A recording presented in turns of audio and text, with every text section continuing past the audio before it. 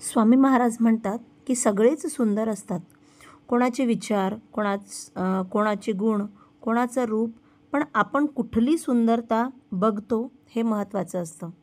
देवाने प्रत्येकाला सुंदरच बनवलं आहे. समाधानी व्हायचं असेल तर जे आपल्या तत्वात बसत नाही त्या लोकांचा जास्त विचार करू नका. मग ते जवळचे असोत वा दूरचे. नशीब हे आळशी लोकांसाठी असतं. यश हे फक्त आणि फक्त मेहनती लोकांसाठीच असतं. नमस्कार सगळ्यांना. श्री स्वामी समर्थ. आज आहे गौरी पूजनाचा दुसरा दिवस. म्हणजेच आपल्या घरी आपण ज्या गौराईंना आणलं आहे त्यांना जेव खाऊ घालण्याचा, त्यांना आनंदित करण्याचा, तृप्त करण्याचा आणि त्यांच्यासाठी महानैवेद्य तयार करण्याचा हा दिवस. आजची ही घरी गौरी पूजनाची म्हणजे गौरी मातेच्या महानैवेद्याची लगबग सुरू आहे. भाद्रपद महिन्यात गौरी पूजन किंवा महालक्ष्मी पूजन हे हिंदू महिलांचा एक महत्त्वाचा व्रत मानलं जातं. गौरी पूजन हा देखील महाराष्ट्रातील एक महत्त्वाचा सण आहे. त्याला महालक्ष्मी पूजा देखील म्हणतात. पण गौरी या शब्दाचा नेमका अर्थ काय आहे? तर संस्कृत शब्दकोशानुसार गौरी म्हणजे 8 वर्षाची पवित्र मुलगी असे होय. तसेच गौरीचा अर्थ पार्वती, पृथ्वी, वरुणाची पत्नी, तुळशीचे झाड, मल्लिका उर्फ जचीची द्राक्षांची वेल शब्दकोशातही आपल्याला हा असा अर्थ गौरीविषयी पाहण्यात मिळतो. आणि याच आधारावर तेरियत म्हणजे तेरडीच्या फुलांची पूजा गौरी म्हणून बरेच भागांमध्ये केली जाते. लक्ष्मी विष्णूंची पत्नी आणि महालक्ष्मी ही महादेव पार्वती यांची पत्नी, ज्येष्ठा आणि कनिष्ठा गौरी असे म्हणून पूजल्या जाते. तर काही भागांमध्ये या दोन्ही गौरी म्हणजे 2 बहिणी, माता लक्ष्मी व तिची मोठी बहीण अलक्ष्मी माता, जिला आपण अक्काबाई असे म्हणतो, असे म्हणून बरेच ठिकाणी यांचे पूजन केले जाते. लक्ष्मी मातेचे पूजन हे आपण संपूर्ण वर्षभर करत असतो. पण अलक्ष्मी मातेची पूजा आणि तिच्या क्रोधातून किंवा तिच्या वाईट दृष्टीतून कोणावर तिचा कोप होऊ नये या दिवशी अलक्ष्मी मातेची पूजा देखील केली जाते असे बरेच ठिकाणी मान्यता आहे. लक्ष्मी आणि अलक्ष्मी ह्या दोघी बहिणी, अलक्ष्मी ही थोरली बहीण आणि लक्ष्मी ही धाकटी बहीण, त्यामुळे या दोघींचे आजच्या दिवशी सोबत पूजन केल्या जाते. तर तुम्ही बघत असाल इथे आहे संपूर्ण तयारी झालेली आहे आणि आपल्या गौरी मातेच्या महालक्ष्मी मातेचा महानैवेद्याची जी तयारी आहे ती तयारी सुरू आहे. छान पुष्पांनी, फुलांनी येथील सजावट आणखीन वाढवली आहे. आणि ज्यावेळेस आपण महानैवेद्य महालक्ष्मींना अर्पण करतो त्यावेळेस त्यांना दोऱ्याने गुंडाळायचं असतं, म्हणजे त्यांना सुतवायचं असतं असे म्हणतात. या दोऱ्यांनी जे आपण आपल्या महाराष्ट्रामध्ये जेव्हा लग्न होतं तेव्हा नवरदेव नवरीला पद्धत असते. तर जेवणाच्या आधी संपूर्ण ही तयारी सुरू आहे, जेणेकरून येणारे पाहुणे देखील माता लक्ष्मीचं दर्शन घेऊन प्रसन्न होतील. आणि आता आपल्या एवढ्या मोठ्या देवींना म्हणजे महालक्ष्मींना आपल्याला जेवू घालायचं म्हणजे त्यांच्या भोवती छान थोडी जी सजावट असते तशी सजावट आदल्या दिवशी, पण त्यांना जेवू घालायचं म्हटल्यावर तेथील वातावरण हे प्रसन्न करायला हवं. त्यामुळे आणि एकीकडे स्वयंपाक सुरू होता, एकीकडे हे सजावट सुरू होती. माझ्या बहिणीने हे इथलं म्हणजे पूजेच्याच ठिकाणचं काम दिलेलं होतं आणि आई स्वयंपाकामध्ये होती आणि तिचं काम होतं मग दोघींकडे मध्ये मध्ये लक्ष द्यायचं, कोणाला काय हवं काय नको. त्याचप्रमाणे येणारे पाहुणे रावळे त्यांना देखील अटेंड करणं, त्यांच्याशी बोलणं. आचारी लावले होते तिकडे, आचार्यांकडे जाणं, स्वयंपाक करणं, त्यांना काही लागणं. त्यामुळे विचार करतात तिचं हे काम जास्त होतं, कारण तिची पळापळ नुसती सुरू होती. यांनी एक गोष्ट मागितली की दुसऱ्या गोष्टी मागत होता. थोडक्यात आपल्या लेकी जेव्हा घरी आल्या तेव्हा त्यांची त्यांचीवर म्हणजे त्यांचं जे आपण पाहुणत्व करत असतो, त्यांचा मानसन्मान करत असतो, त्यासाठी झालेली आईची जी गडबड असते ती गडबड हिच्यामध्ये जाणवत होती. आता हा विधी आमच्या भागामध्ये म्हणजे वऱ्हाडामध्ये केला जातो. बघा अशा प्रकारे या ज्या महालक्ष्मी असतात यांना सुतवायचं असतं, म्हणजे त्यांच्या भोवती दोरे गुंडाळायचे असतात. एकीचे 7 दोरे असतात आणि एकीचे 5 दोरे असतात. आणि दुसऱ्या दिवशी ज्या त्यांचा महानैवेद्य वगैरे झाल्यानंतर दुसऱ्या दिवशी गाठी पाडण्याची, म्हणजे सवाष्ण महिलांना बोलवून विविध वनस्पती एकत्रित करून त्यांच्या गाठी पाडण्याची जी विधी असते ती विधी करावी लागते. आणि त्या विधीसाठी हा जो दोरा असतो हा दोरा घ्यावा लागतो.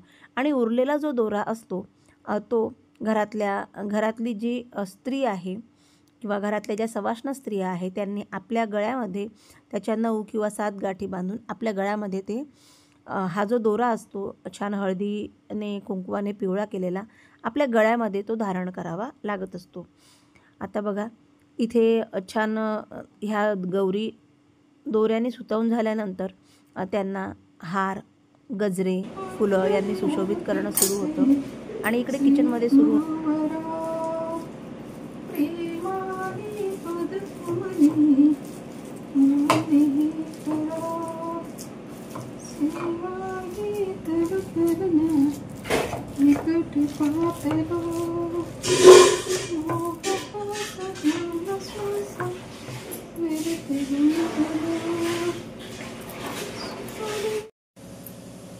तुम्ही पाहत असाल की आता ही महालक्ष्म्यांची लगबग सुरू आहे. आणि सगळ्यांना मी सांगितल्याप्रमाणे मी माझ्या बहिणीच्या घरी यावर्षी महालक्ष्म्यांचं हा जो सण आहे, हा जो उत्सव आहे महालक्ष्म्यांचा, हा तिच्याकडे साजरा करायला आली आहे. कारण तिने दरवर्षी ती आमंत्रण देते, पण यावेळेस काही अचानक अडचणीमुळे मला तिच्या घरी यावंच लागलं. आणि एक मनात खंत देखील वाटते की घरच्या महालक्ष्म्या सोडून मी इकडे आलेली आहे. पण शेवटी कसं आहे, देव तो देवच आहे. त्या देखील महालक्ष्म्याच आहे, ह्या देखील महालक्ष्मी आहे.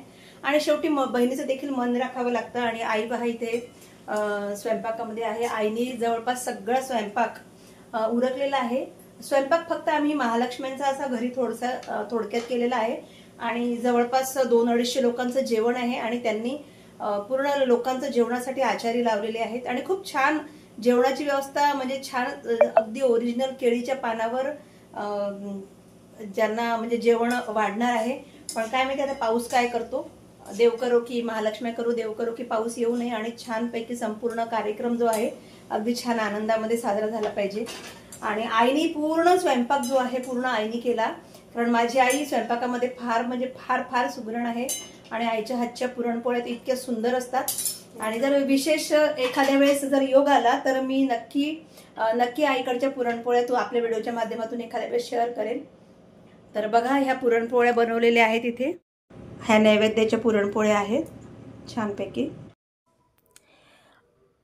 16 भाजी, 16 चटण्या, भजे, वडे, पुरणपोळी, आमटी, खीर, लोणचे, पापड, कुरडई, आंबील, आंबाडीची भाजी, वरण भात, दही भात असा संपूर्ण नैवेद्य गौराईंसाठी बनवला जातो. आणि हे आहेत कणकीचे दिवे. आमच्या भागामध्ये असे कणकीचे दिवे गौराईंसाठी तयार करत असतात. एका देवीचे 21 दिवे आणि दुसरीचे 16 अशा प्रकारे. आणि लहान बाळांचे 5-5 असे दिवे तयार करायचे असतात. आणि हा संपूर्ण जो नैवेद्य आहे, नैवेद्याचे ताटं, त्यामध्ये गणपती बाप्पांचा एक नैवेद्य, महालक्ष्मींचे 2 नैवेद्य, त्यांच्या बाळांचे 2 नैवेद्य असं पूर्ण करून रेडी करून घेतलं आहे. आणि सगळं हे व्यवस्थित छान यांची मांडणी करून घेणार आहे. आणि यामध्येच येणाऱ्या जाणाऱ्यांना हळदी कुंकू देणं, प्रसाद देणं हे देखील सुरू होतं. कारण पाहुणे खूप होते. जवळपास तुम्हाला मी सांगितलं होतं की 200-250 लोकांचा स्वयंपाक होता. त्यामुळे येणारे जाणारे दर्शन घ्यायला देखील आवर्जून येत होते. आणि हा आहे कलश आणि सुपारी, म्हणजे गणपती बाप्पांची स्थापना स्वयंपाकाच्या ठिकाणी. इकडे आचार्यांचा स्वयंपाक सुरू आहे. बघा अशा प्रकारे. आणि निसर्गराजाने देखील या कार्यक्रमासाठी इतकी छान मदत केली. निसर्गराजाने म्हटल्यापेक्षा आपण असंही म्हणू शकतो की आपल्या ज्या देवी आई आहे त्यांना आपल्याकडून ही सगळी सेवा करवून घ्यायची असते. आणि त्यामुळे त्यांनी देखील वातावरण पाऊस देखील हवामान खात्यामध्ये पाऊस सांगितला होता की 80% पाऊस येण्याची शाश्वती आहे म्हणून. पण दिवसभरही पाऊस आला नाही. आणि नंतर तुम्हाला काय छान एक गोष्ट घडली ते देखील तुम्हाला व्हिडिओत सांगणार आहे.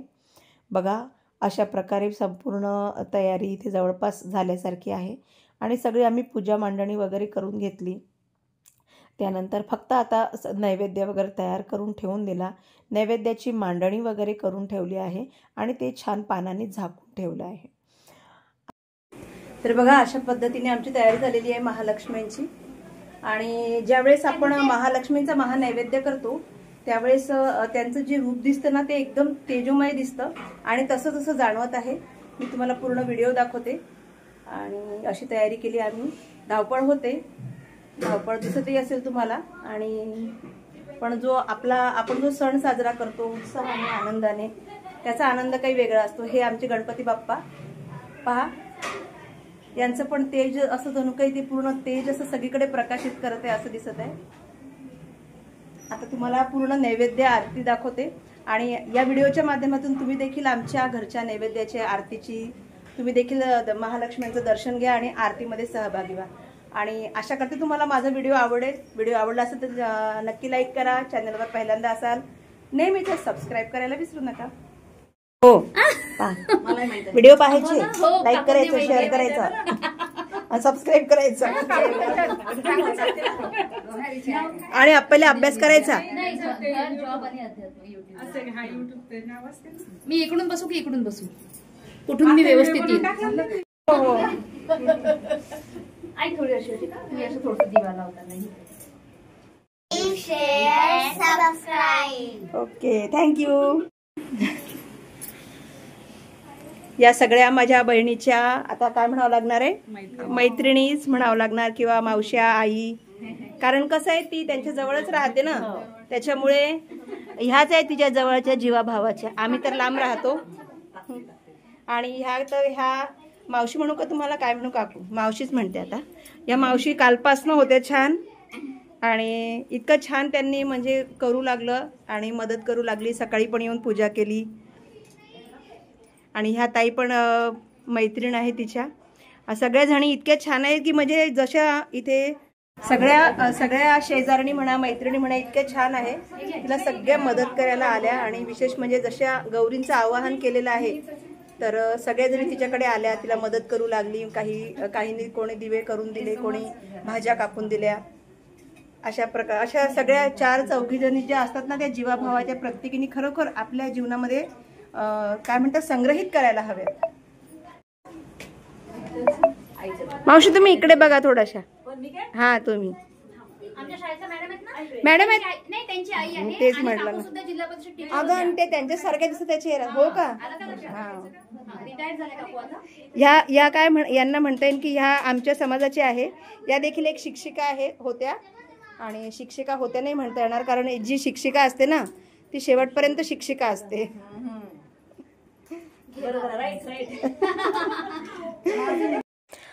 तर अशी छान संपूर्ण बघा तयारी झालेली आहे. आणि देवी आईचं रूप पहा, किती प्रसन्न आणि तेजोमय दिसत आहे. आणि तुम्ही सगळ्यांनी देखील अनुभव घेतला असेल, ज्यांच्या घरी महालक्ष्मी आहेत त्यांनी, की ज्यावेळेस आपण लक्ष्मी मातेचा महानैवेद्य करतो त्यावेळेस त्यांचं रूप इतकं प्रसन्न आणि इतकं फुलून दिसतं की अक्षरशः असं वाटतं की आपलीच त्यांना दृष्ट लागेल. तर आता हा जो व्हिडिओ आहे, व्हिडिओ आरतीपर्यंत खूप मोठा होईल, म्हणून याचा पुढचा भाग आपण पुढच्या वेळेस करूया. आणि या महालक्ष्मी मातेंचे कसे चमत्कार होतात, देवी आई आपल्याला कसे अनुभव देते, अरे माझी छान अनुभव आम्हाला सगळ्यांना आला आहे. तो तुमच्या मार्फत देखील एक आनंद म्हणून मला साजरा करायचा, आनंद म्हणून एक तुमच्यापर्यंत मला पोहोचवायचा आहे किंवा शेअर करायचा आहे असं म्हणावं लागेल. तुम्ही देखील बरेच जण जे म्हणतात ना, देव नाही किंवा काय आहे यात पडलेल्या किंवा काय करतात एवढा मोठा थाट, तर त्यांच्यासाठी ती गोष्ट आवर्जून सांगायची आहे. पुढच्या व्हिडिओमध्ये नक्की देवी आईचा आपला अनुभव बघा. पुढच्या व्हिडिओमध्ये तुम्हाला आलेला अनुभव शेअर करेल. आणि महानैवेद्य आरती बघूयात आपण. त्यामुळे पुढचा व्हिडिओ नक्की बघा. व्हिडिओ थोडा लांबला त्याबद्दल क्षमस्व. येणाऱ्या व्हिडिओमध्ये पुन्हा भेटूया आईचा छान एक अनुभव बघून. तोपर्यंत सगळ्यांना श्री स्वामी समर्थ.